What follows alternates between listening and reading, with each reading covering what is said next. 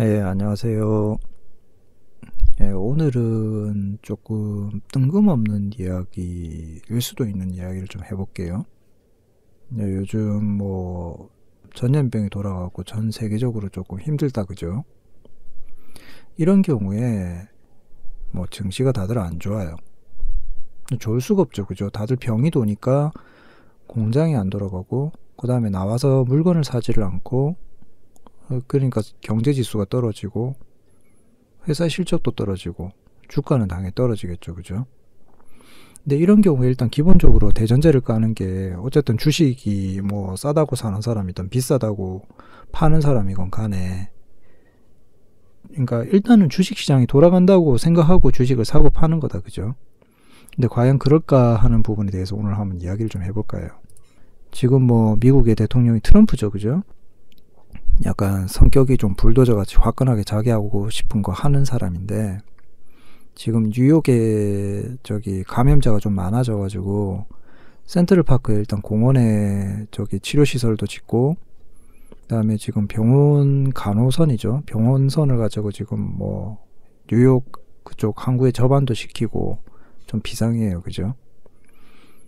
근데 이게 좀 굉장히 중요한 문제 수가 있는 게, 우리 한번 생각을 해보자고요. 뉴욕에 뭐가 있어요?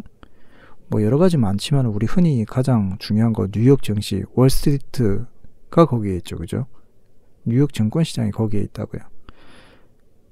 그 미국의 증시뿐만이 아니고 일단 기본적인 시장은 여러 가지가 있어요. 뭐 시카고 선물센터, 말 그대로 시카고에 있죠, CM이라고 그러는데, 그다음에 뉴욕 센터, 증시센터, 뭐 NYS 뭐 이렇게 부르는데, 뭐 얘네들 뭐 그 외에도 뭐 연방은행이라든지 기타 등등 다른 곳에 다 이렇게 흩어져 있어요. 기본적으로 뭐 어지간하게 전쟁이 나거나 하지 않는 이상에는 큰 문제는 안 생겨요. 그래서 어지간하면 증시 같은 것도 다 돌아는 간다는 거죠. 기본적으로 한국의 증시는 주 5일제라서 월요일부터 금요일까지 장이 열리고, 그 외에는 이제 토요일, 일요일, 그 다음에 이제 국가가 정한 임시공휴일이 휴장을 합니다. 그래서 이게 보통은 정상이고, 증시가 이제 그날 영업일 기준으로 돌아간다라고 생각을 하는 거죠. 보통은 이게 정상이에요, 그죠?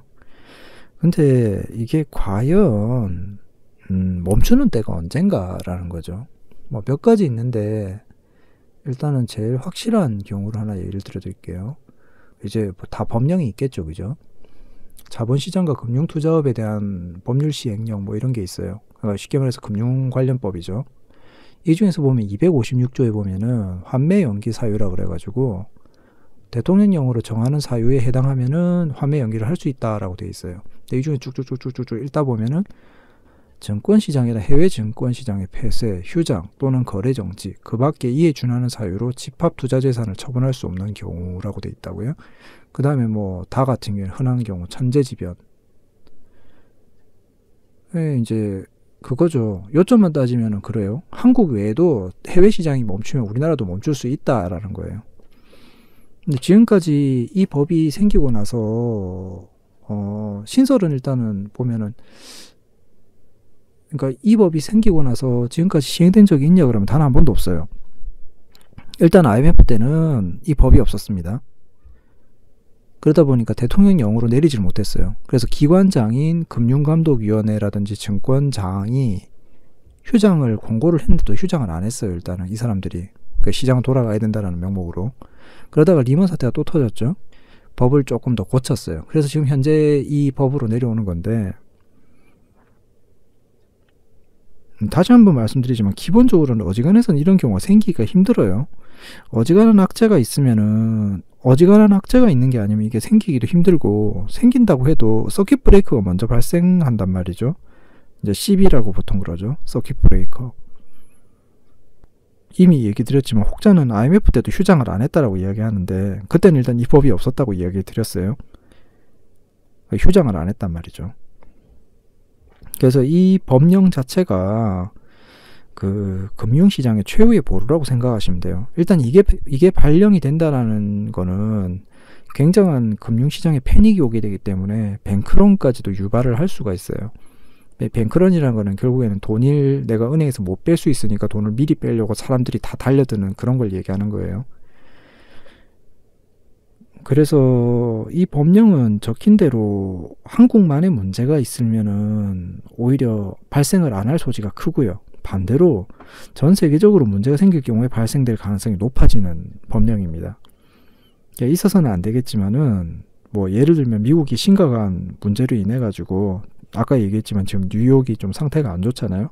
그래서 뉴욕이 뭐 재난 사태가 발생하고 그리고 이제 뭐 한국 말대로 하면 소위 말해서 계엄령이죠. 마샬로우라고 그러는데 뭐 마샬로우가 발령한다든지 아니면 임시적으로 폐쇄를 한다고 가정을 해보자는 거죠. 근데 이제 도시를 폐쇄하면 정시가 돌아갈 수가 없잖아요. 그러면 이제 정시도 휴장을 해야 돼요. 아까 이야기를 드렸지만 뉴욕 증시, 뭐 시카고 선물센터 여러 가지 있는데 뉴욕이 멈추면 나머지도 일단은 정상적으로 기능하기가 좀 힘들어집니다. 그러면 이제 휴장을 하겠죠. 이게 일시적으로 휴장을 하다 풀리면 그리고 보편적으로는 급락이 나와요. 어지간히 호재가 생겨서 정지를 한 게 아니기 때문에 그렇죠. 투매가 나온다든지. 그리고 이제 이런 증시가 마비가 되면서 보통 환율 부분도 같이 마비가 돼요. 그렇기 때문에 이제 환율 같은 것도 어떻게 될지도 모르게 되고 좀 생각을 해봐야겠죠. 거래가 안 되면 특히 한국 증시의 뭐 ETF 관련 뭐 이런 펀드 계열 이런 거는 일단 무조건 정지가 된다 봐야겠죠. 그리고 이제 US 달러 베이스에 이제 환율 체계가 무너지게 되고 스톱이 되는 거니까 그런 관련된 상품도 다 스탑이 되는 거고 뭐 일단은 제일 중요한 거는 미국의 달러가 기축통화다 그죠? 그러니까 이게 스탑이 돼버리면 뭐 돌아갈 뭐 경제가 몇 개 되겠어요? 전 세계적으로. 그럴 때 이제 현실적으로 이제 사람들이 좀 생각을 하면 저점 매수다 이런 문제가 아니고 아 이거 주식 자체가 거래가 안 되고 언제까지 문제가 될지도 모르겠다라고 돼버리니까 투매가 떨어진다는 거죠. 아까 얘기했지만 계속 개장하면 투매가 떨어진다는 게 그런 얘기예요. 그 역사적으로도 보면은 우리나라 같은 경우에는 IMF 뭐 그다음에 옐친 러시아 때 모라토리엄 그럴 때 보면은 이제 전 세계적으로 뭐 그런 비슷한 경우가 많이 생겼어요. 뭐 환율이 없어졌다든지 시장이 일단 증발해 버려가지고 투매가 떨어진다든지 또는 뭐 전부가 휴지 조각이 됐다든지 이게 일어나면 안 되는 부분이고 일어나기도 굉장히 희박한데 일어나는 경우에는 그렇게 된다라는 거죠. 시장이 일단은 좀 더 폭락할 수 있는. 그러면 우리나라 코스피 지수 같은 경우에 지금 1700, 1600 왔다 갔다 하는 상황인데 이 경우에 투매가 떨어진다면 어떻게 될까요?